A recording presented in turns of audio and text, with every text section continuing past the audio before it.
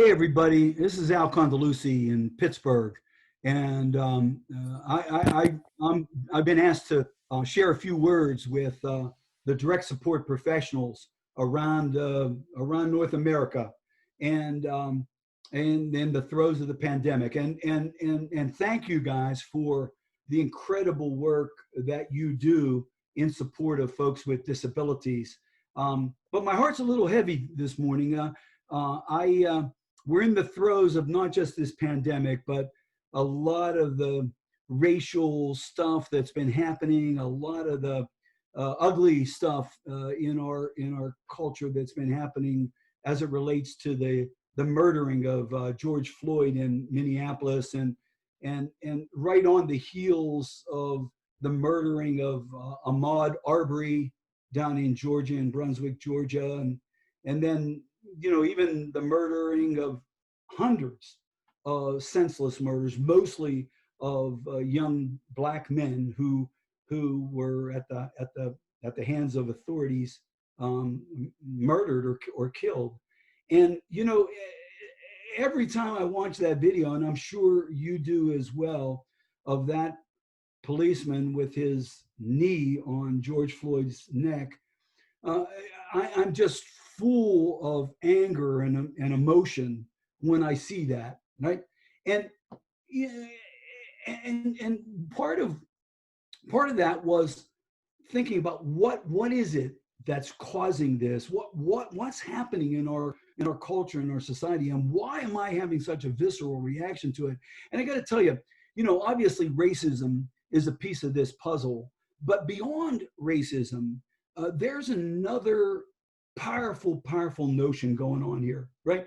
What really bothers us about seeing things like we did with the Arbery murder or with the Floyd murder was that here is a person that is innocent, being unjustly dealt with by authorities, right? And in some ways that notion of innocent unfairness, somebody who's innocent treated unfairly, is really, I think, at the core of the angst of what angers people about this. Obviously, racism, without question, is a piece of the puzzle. But this notion between somebody being innocent and then treated unfairly is really powerful. And when I think back in my own career, when I started work in human services as a direct support professional back in 1969, it was that angst that really got me. When I first started working in an institution here in Pittsburgh, and folks with disabilities would say to me, I want to live a life. I want to be out in the community. I want to have a girlfriend. I want to go for a drink. And here they were in this institution, that powerful tension between somebody who had, they were innocent. Their disability was not something they chose, right? But there they were, stuck and unjustly treated, right, in an institution, stuck away, not having a chance to be a part of community, to being a part of life, right? And it was that passion that really got me into this work in the first place, back in the late 60s. And I got to tell you, I think that's at the core of your passion for the work you do. I know you guys don't do the work you do for the money, right? I know how much money direct support professionals make. And the underpayment is abject and it's terrible, right? Folks should be paid way more. But I stay as a DSP, and you stay as a DSP. No, I don't think really for the money. I think, now obviously people want to be paid well and they want to be treated fairly, and I get that. But I think we stay to do the work we do to create a bridge to fairness, a bridge from innocent devaluation to a fair and just opportunity in life. And you and I, as DSPs, we're the bridge for that. We create this opportunity, right? And it's there that I believe is the power and the potency for us in human services. And when you stop and you think, movies and art and books have depicted this, and all of it. I think about my own passage, right? I remember as a young guy, not only seeing how my cousin Carrie, who had Down syndrome, was treated, but I began to, in my readings, this was a time of Vietnam. So here's something unfair happening systemically that we were, subjected to. I remember as a young guy reading a book called Bury My Heart at Wounded Knee, which was about the unfair treatment of Native Americans, right? Or the Gulag Archipelago, right? Solzhenitsyn's famous work of an innocent guy that was imprisoned because of his political beliefs, unfairly prisoned, right?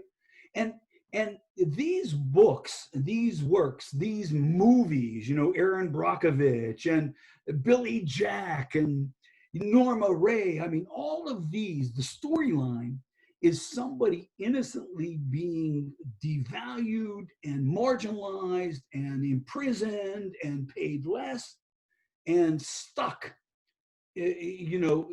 from a life that they want to have and be. And you, as a DSP, are the bridge for that, right? You create this passage to community. And therein, I think, lies the key to the work that we do in human services, right? Because you can't be of the party until you get in the party, right? And as DSPs, our job is to get people into those parties, right? Those community opportunities, those community settings. And so, here we are in this pandemic, and we're in some racially tense times, and that really go to the core of what we do, right?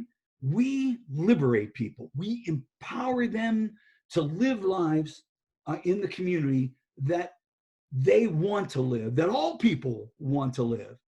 And so I want to thank you guys for the work you do. I know you could be working at Target, or you could be working somewhere else, making more money than you make doing the stuff you do. But you stay because you want to liberate people, because you're bridges to justice. And therein, I think, is the critical nature of our work. So thank you guys for what the hell you do every day in terms of creating these bridges for people. Thanks for staying the countless hours you do, being paid woefully under what you should be making because you care about people living full and inclusive lives in community. You care about the values of human dignity and human opportunity. And so I am so proud to stand with you and to be a part of it. I know all of my friends at the National Alliance for Direct Support Professionals stand beside you as we look to create a community where everybody belongs, where everybody has the right to be at. The innocent folks who, because of no choice of their own, have a disability, but want to be empowered and to lead lives. And so thanks, hang in there, do the best you can. And no matter where you end up, if you leave direct support work and work somewhere else, still be a bridge to community. Reach out to people with disabilities, invite them into your world, welcome them in your communities. Because when we do stuff like that, everybody wins. So thanks again. Keep up the great work. Hope to see you guys down the path somewhere. And let's change the world. Thanks so much.